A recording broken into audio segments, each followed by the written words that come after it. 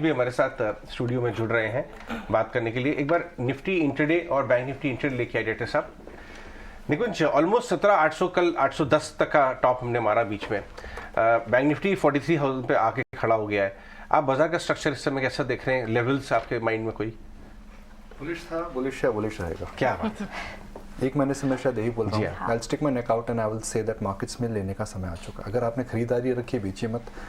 और अगर आप बहुत बड़े करेक्शन के लिए वेट कर रहे हो तो आप वेट ही करते रहेंगे।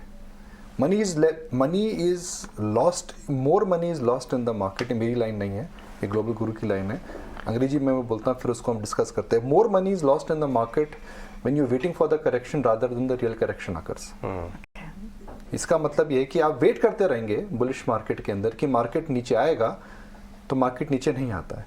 और जब मार्केट नीचे आता है करेक्शन कम होता है, पर मार्केट क्योंकि आप वेट करते रहते हैं मार्केट ऊपर चला जाता है।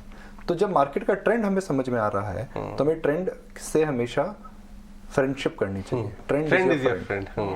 तो आपको, मेरे हिसाब से मार्केट का जो रुख है वो बुलिश है और इसके कई फैक्टर्स हैं। कुछ फैक्टर्स हम डिस्कस कर चुके हैं, मैं दोबारा दोहरा देता हूँ। डॉलर इंडेक्स 101 हो चुका है, नंबर जो आए इतने खराब नहीं है। कमाल की बात यह है कि आप टाटा कंज्यूमर की कमेंट्री देखिए, नेस्ले की कमेंट्री देखिए, इन कंपनीज के अंदर मार पड़ी थी महंगाई की, मार्जिन की, डिमांड की, कुछ भी खराबी इनमें नहीं लग रही है। आईटी में इन्फोसिस को हटा दें तो इतने खराब नतीजे नहीं है। टीसीएस की ठीक ठाक थे, सेल टेक की उम्मीद से बेहतर थे, मैस्टेक ने सरप्राइज करा है, विप्रो बायबैक की बात कर रहा है, तो ऐसा माहौल खराब नहीं है। बैंक्स में तेजी दिख रही है, मोमेंटम बन रहा है। तो मार्केट का जो ट्रेंड है वो हो सकता है कि मार्केट थोड़े दिन रेंज में रहे, हो सकता है 17,800, 17,300, 17,800 कुछ टाइम तक आप एक सिंगल्स लेते रहें। हो सकता है कि कुछ मीडियम ओवर्स आ जाएं, हो जाए, पक्का होगा, जो होना भी चाहिए। मगर क्या मार्केट का रुख ऊपर है? मेरा ये मानना है। अंग्रेजी में कहावत है, sell in the month of May and go away. मुझे नहीं लगता in the month of May में आपको सेल करके जाना चाहिए। ऑलराइट, निकुंज, आप जैसे नंबर्स की बात कर रहे हैं, जो अब तक नंबर्स अच्छे आए हैं, जो आगे नंबर्स आने हैं, जैसे आज बजाज फाइनेंस के नंबर्स हैं, एक लास्ट क्वार्टर की बात हो तब वहाँ ये लग रहा था कि शायद जो ग्रोथ स्टॉक्स हैं यहाँ पर शायद एक रीटेस्ट हो रहा है। पर अब जो बजाज फाइनेंस के नंबर्स की एक्सपेक्टेशन, जो हमने भी प्रीव्यू तैयार किया है, वो अच्छी एक्सपेक्टेशन है और बजाज फाइनेंस का काउंटर्स चल भी रहा है, तो ग्रोथ स्टॉक्स पर नजर रहेगी? नहीं, बजाज फाइनेंस ग्रोथ नहीं है। बजाज फाइनेंस एसेंशियली अगर आप देखें तो Bajaj finance is a pure play on retail book. Growth stocks क्या होता है? जोमेटो, पेटीएम, ये इनको ग्रोथ स्टॉक्स मानते हैं, इनको हम ग्रोथ स्टॉक्स मानते हैं। जो टिपिकल बजाज फाइनेंस के अंदर और कुछ देखिए, कंपनी की फ्रेंचाइज बहुत अच्छी है, मगर ये स्टॉक के अंदर जो वेल्थ क्रिएशन हुई है उसके बाद जो स्टॉक थम रहा है। कुछ लोगों को रिलायंस को लेकर के चिंता है कि रिलायंस का फाइनेंशियल सर्विसेज बिजनेस आएगा तो ये बजाज फाइनेंस को कैसे इम्पैक्ट करेगा। कई लोगों का मानना है कि बजाज फाइनेंस के अंदर जो वैल्यूएशंस हैं वह भी स्ट्रेच्ड हैं। ये स्टॉक एक तरफा चला है, एक तरह का डेकेडियल वेल्थ क्रिएटर रहा है। तो उसके बाद जाहिर सी बात है कि इस क्वार्टर के अंदर कुछ समय तक ये थोड़ा ऊपर नीचे रहेगा। कोविड में बजाज फाइनेंस का स्टॉक नीचे में 2,000 हो गया था, 1,800 था शायद, उसके बाद 7,000 गया, 7,000 के बाद अभी 5,500, 6,500 के पास आ गया। हाँ, तो हो सकता है यहाँ भी महंगा है, मगर बजाज फाइनेंस को 2 या 3 क्वार्टर्स में मार्केट को कन्विंस करना पड़ेगा कि इनको बेस का इफेक्ट नहीं आ रहा है। एयू के नंबर्स, सॉरी, इनके एसेट के नंबर्स हमने देखे थे, जो एयूएम बोलते हैं, नॉट एयूएम की हम जो बात करते हैं, एयूएम जो उनका था वह भी हमें नंबर पता है क्या है। तो कुल मिलाकर के नंबर मुझे नहीं लगता है कि गड़बड़ रहेंगे। आज मैं मॉर्गन स्टैनली की रिपोर्ट इंडियन होटल्स पे पढ़ रहा था, और इंडियन होटल्स को सब जानते हैं, ताज ब्रांड है उसके अंदर, पर मॉर्गन स्टैनली ने 415 का टारगेट दिया है। कोविड के पीक पर जो बिजनेस था 55-60 रुपए में आ गया था। उसी समय में राकेश झुंझुनवाला साहब ने 3 करोड़ शेयर इसमें इन्वेस्ट करे थे। वही मैं वीओ विजन की बात करता हूँ कि जब कोविड से लोग डरे हुए थे, उन्होंने हिम्मत करके लिया था।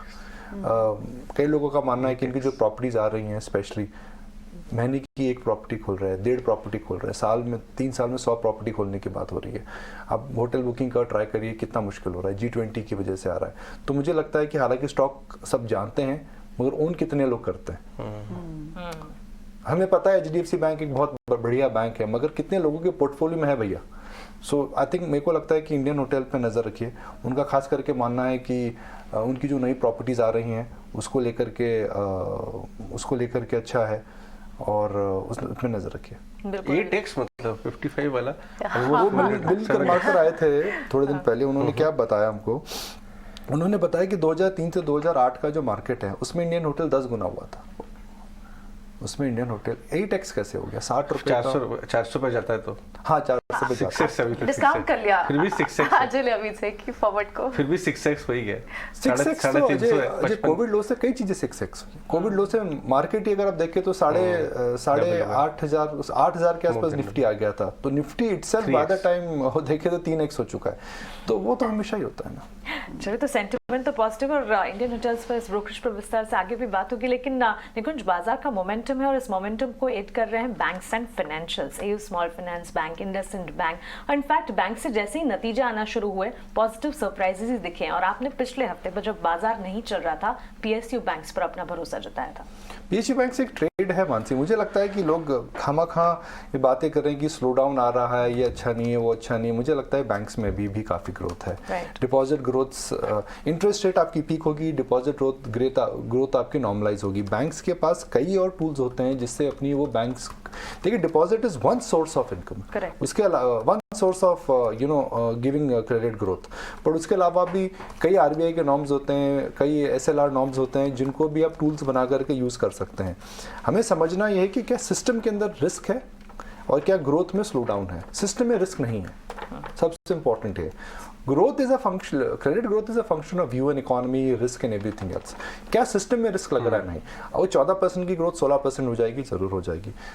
मेरा ये मानना है कि जो एक तरफा तेजी आई थी वो खत्म हो चुकी है, पर फिर भी बैंक आउट परफॉर्म करेंगे। आप देखिए बैंक्स का मैं सुबह डेटा देख रहा था, डायरेक्टर साहब दिखाएंगे, एक महीने में निफ्टी 2.5% चला है ब्रॉडली।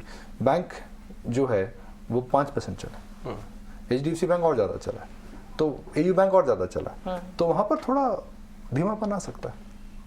ओके, तो बहुत बहुत शुक्रिया निकुंज ये सारे एनालिसिस के लिए और ये सारा व्यू शेयर करने के लिए। तो बैंक्स में अभी भी ट्रेड बनता है और बाजार में आपको इस वक्त बुलिश ही रहना है, लॉन्ग के ही ट्रेड ढूंढने हैं। ये निकुंज